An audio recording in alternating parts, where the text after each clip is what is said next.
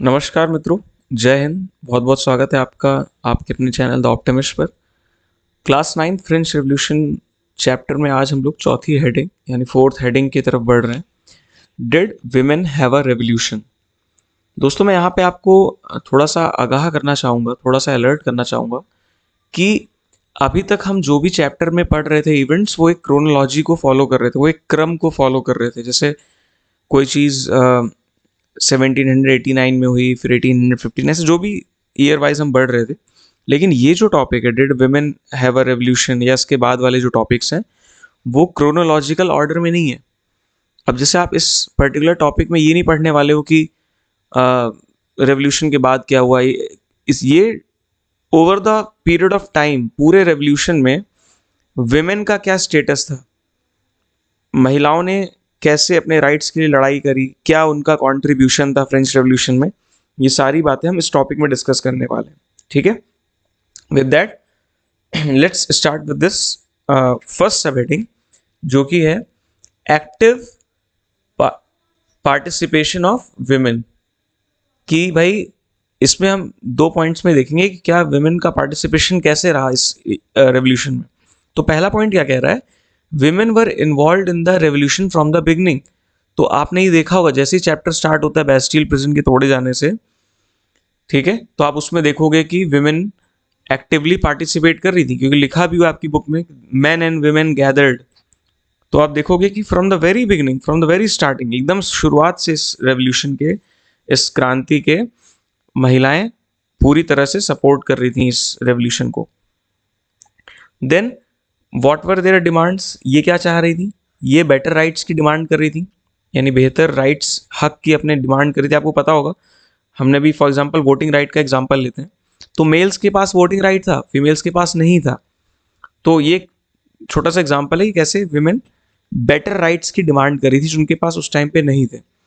At the same time जो living conditions थी वो भी अच्छी नहीं थी। ठीक है, जिस तरह से ये लोग सरवाइव कर रहे थे वो कंडीशंस अच्छी नहीं थी। तो उन लिविंग कंडीशंस को चेंज करने की भी डिमांड विमेन इस रेवोल्यूशन के दौरान कर रही थी लगातार।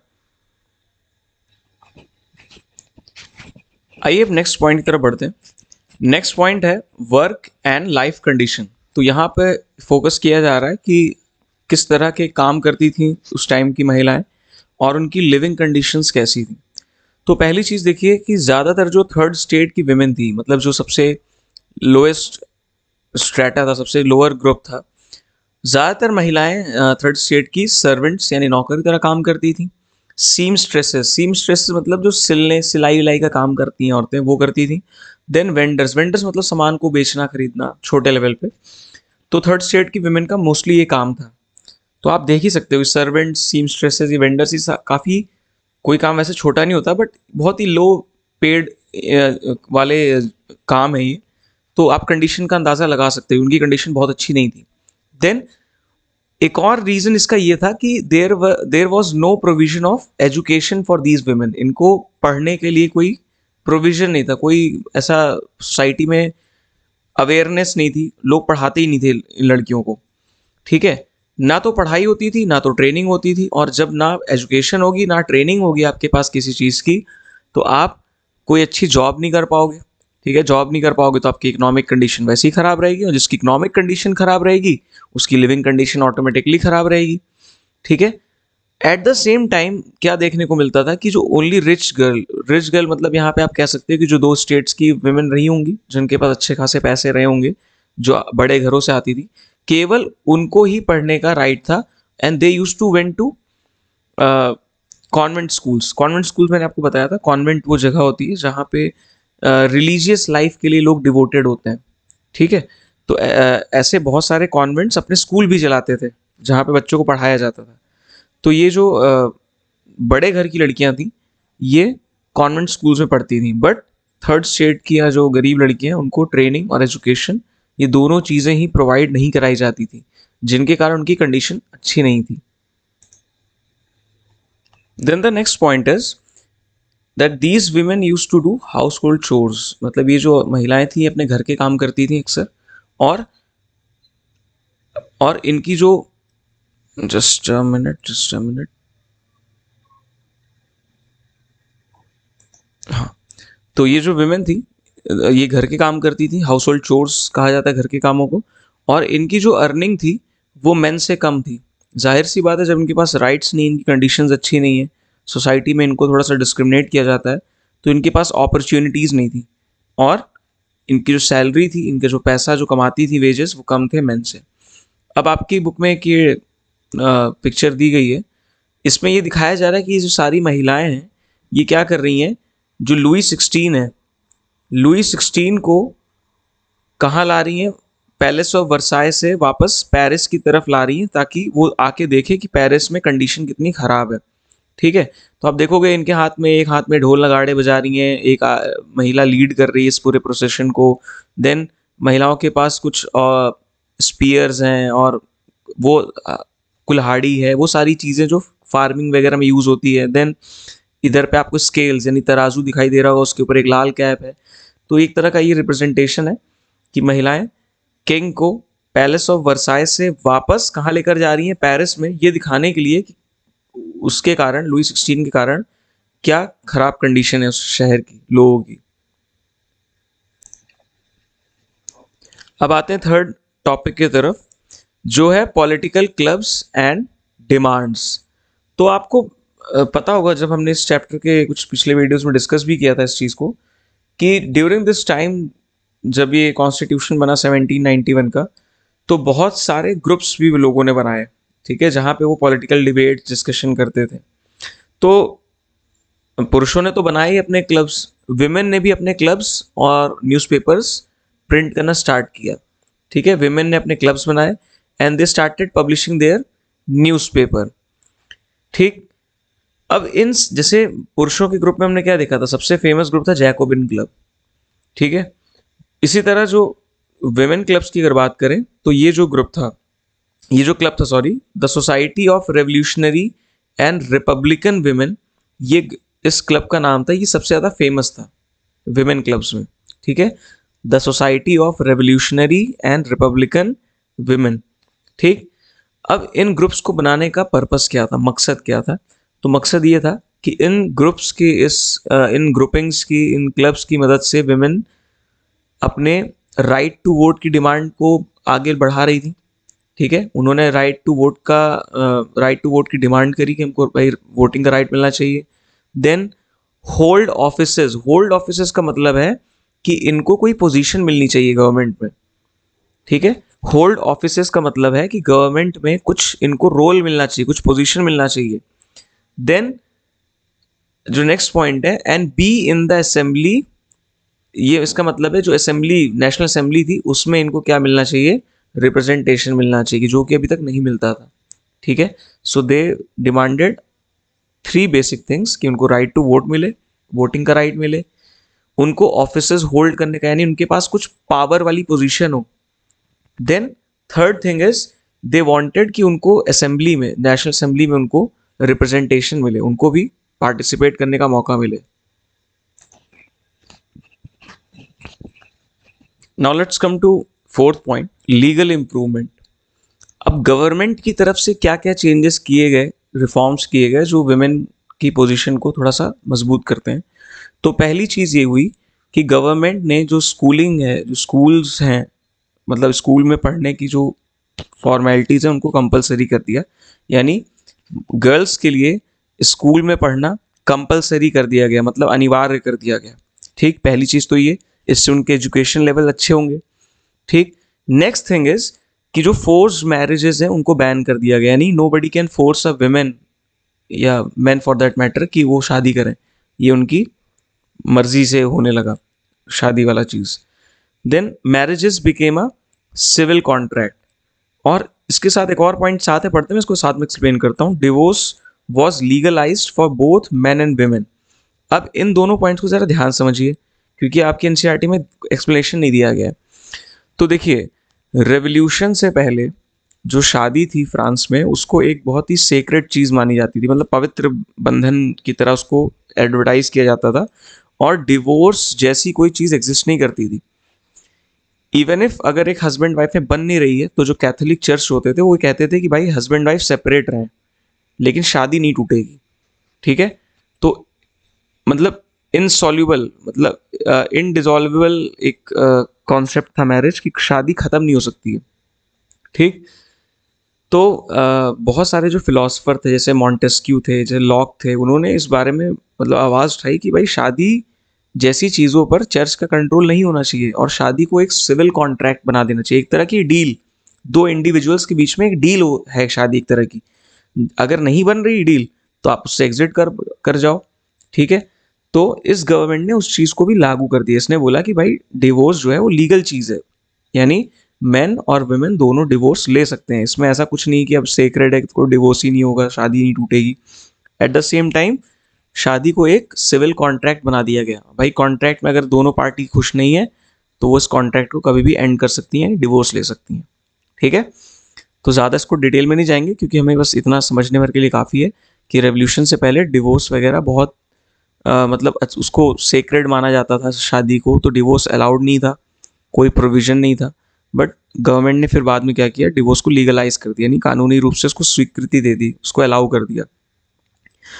Now come to this last point, women could train for jobs and run businesses. अब गवर्नमेंट ने अलाउ कर दिया कि जो विमेन है वो भी ट्रेनिंग ले सकती हैं जॉब्स के लिए अलग अलग। अभी हमने क्या पढ़ा था कि रिवोल्यूशन से पहले उनको ट्रेनिंग और एजुकेशन का राइट नहीं था, बट गवर्नमेंट ने इस बार क्या किया, जो नई गवर्नमेंट आई थी, रेवोल्यूशनरी गवर्नमेंट जिसको कहा जाता है, उसने विमेन को राइट दिया कि वो अब जॉब्स के लिए ट्रेनिंग भी ले सकती हैं और अपने बिजनेसेस भी चला सकती हैं।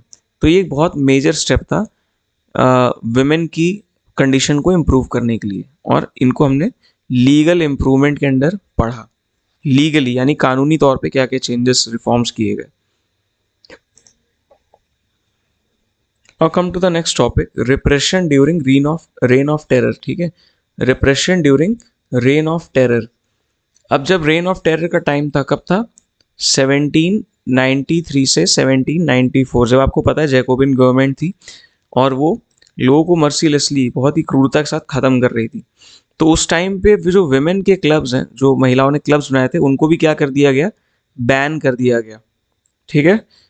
और जो पॉलिटिकल एक्टिविटीज़ थी, मतलब जो विमेन पार्टिसिपेट करती थी पॉलिटिकल एक्टिविटीज़ में, किसी को क्रिटिसाइज करना या किसी के बारे में कुछ बोलना, ये सारी चीज़ें बंद कर दी गई, ठीक।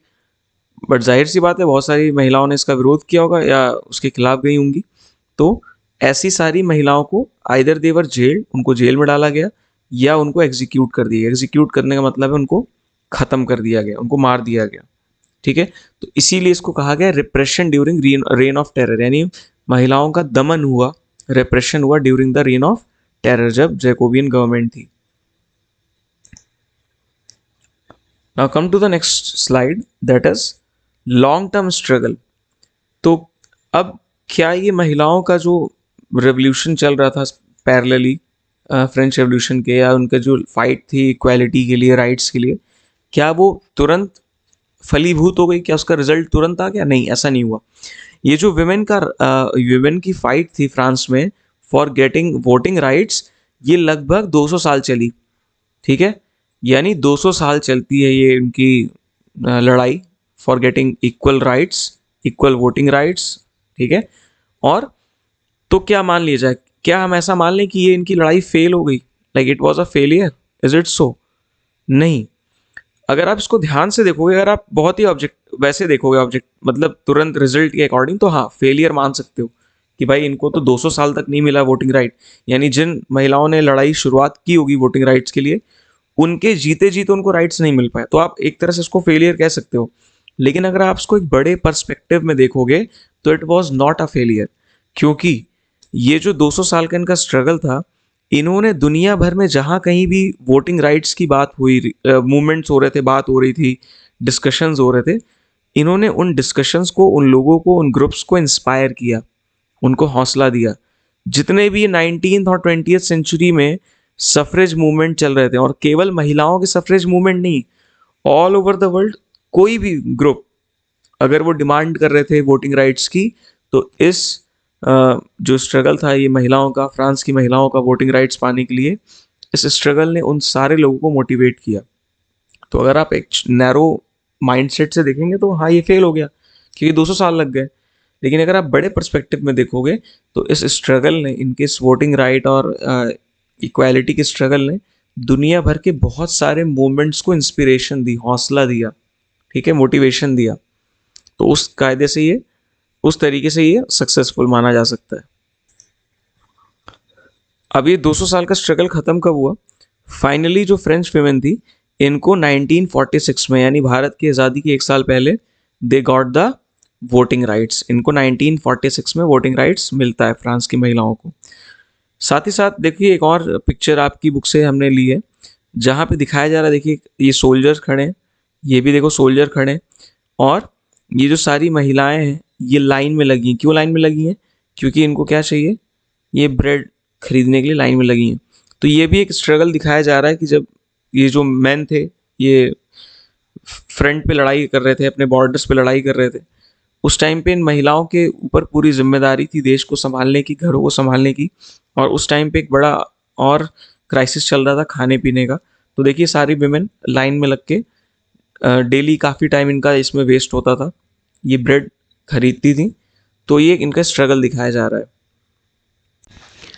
दोस्तों आगे बढ़ते हैं 7th पॉइंट पे, जो कि है ओलंपे डी गॉर्जेस से रिलेटेड। सो आपके बुक में आपको ये डायग्राम, ये पिक्चर दी होगी ओलंपे डी गॉर्जेस की। ओलंपे डी गॉर्जेस थी कौन, अब ये समझ लेते हैं। She was a very vocal activist of the women rights, यानी ये बहुत ही मुखर एक्टिविस्ट थी। मतलब एक्टिविस्ट का मतलब था जो किसी पर्टिकुलर इश्यूज को लेके आवाज़ उठाता है। तो शी वॉज एन एक्टिविस्ट जो वुमेन के राइट्स के बारे में, उनके प्रॉब्लम्स के बारे में बात करती थी। अब आपको याद होगा 1791 में जब कॉन्स्टिट्यूशन बना फ्रांस का पहला वाला, तो उसमें स्टार्टिंग किससे हुई थी? Declaration of the rights of man and citizen. ठीक है, मैंने आपको पिछले कुछ वीडियोस में बताया था कि जो मैन शब्द उसमें यूज हुआ है, declarations of the right of man. तो ये मैन, मैनकाइंड के लिए यूज हुआ है। मैनकाइंड मतलब पूरी इंसानियत के लिए, ठीक है। यहाँ पे मैन और वुमेन वाला मैन नहीं है ये, कि सिर्फ मेल्स की बात कर रहा है। लेकिन क्योंकि उस कॉन्स्टिट्यूशन में आप देखोगे वोटिंग राइट्स नहीं मिले थे विमेन को, तो बहुत सारे लोग उससे डिसअपॉइंटेड थे। खासकर विमेन बहुत डिसअपॉइंटेड थी, जिनकी उम्मीद थी कि शायद उनको वोटिंग राइट्स मिलेंगे। तो इसके प्रोटेस्ट में इस चीज का सिंबॉलिक तौर, सिंबॉलिक मतलब सिर्फ कुछ प्रतीकात्मक तौर पे, कुछ, जैसे मैं आपसे बोलूं कि आपके घर में आपकी कोई बात नहीं मानी जा रही है, तो आपने क्या करना, खाना खाना छोड़ दिया। तो आप किसी को मारपीट नहीं रहे हो, लेकिन आप एक सिंबॉलिक तौर पे अपना प्रोटेस्ट दिखा रहे हो कि भाई मेरे को ये, मेरी डिमांड नहीं पूरी हुई है, तो मैं अब खाना नहीं खाऊंगा। तो ओलंपे डी गॉर्जेस ने उसी साल एक पेपर पब्लिश किया जिसको उन्होंने कहा declaration of the rights of women and citizen. तो देखो यहाँ पे विमेन वर्ड को मैं हाईलाइट कर रहा हूँ, क्योंकि ये एक तरह का इन्होंने चेंज कर दिया, मैन की जगह विमेन कर दिया, और इससे बहुत कुछ चेंज नहीं हो गया, कॉन्स्टिट्यूशन थोड़ी चेंज हो जाएगा, लेकिन ये एक तरह का प्रोटेस्ट था, एक तरह का विरोध था 1791 के कॉन्स्टिट्यूशन में, जो विमेन को निगलेक्ट किया गया था, उनको इग्नोर किया गया था। देन व्हाट शी डिमांडेड, कोई बहुत हाई फाई डिमांड नहीं थी, इक्वल राइट्स फॉर वुमेन की बात कर रही थी। तो आपको ये लग रहा होगा कि अरे बहुत कोई बड़ी डिमांड तो की नहीं इन्होंने, वुमेन के लिए इक्वल राइट्स मांगे थे।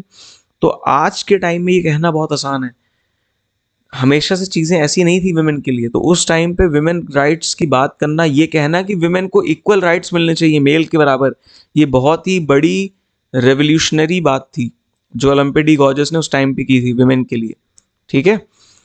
नेक्स्ट चाहिए, अब क्योंकि ये एक्टिविस्ट थी और विमेन राइट्स की बात करती थी, और आपको पता है कि 1793-94 के टाइम में जैकोबिन गवर्नमेंट ने रेन ऑफ टेरर में बिल्कुल मना किया था कि कोई भी पॉलिटिक्स में पार्ट नहीं लेंगी महिलाएं, ये सारी चीज़ें। तो भाई इन सब चीज़ों का विरोध किया ओलंपे डी गॉर्जेस ने, she oppose the Jacobin government. तो इनको इनाम के तौर पे क्या कर दिया गया, एग्जीक्यूट कर दिया गया। बाकी रेवोल्यूशनरीज की तरह इनको भी 1793 में एग्जीक्यूट कर दिया जैकोबिन गवर्नमेंट ने, क्योंकि ये आवाज़ उठा रही थी विमेन राइट्स वगैरह के ऊपर, ठीक है। यहाँ पे ये छोटा सा टॉपिक, प्यारा सा टॉपिक एंड होता है। अगर आपको वीडियो पसंद आया तो कमेंट ज़रूर करिएगा, अगर नहीं पसंद आया तो भी कमेंट ज़रूर करिएगा। आपकी तारीफ और आपकी शिकायत हम दोनों के लिए वेट करते हैं कि आप कमेंट सेक्शन में कुछ लिखिए, ठीक है।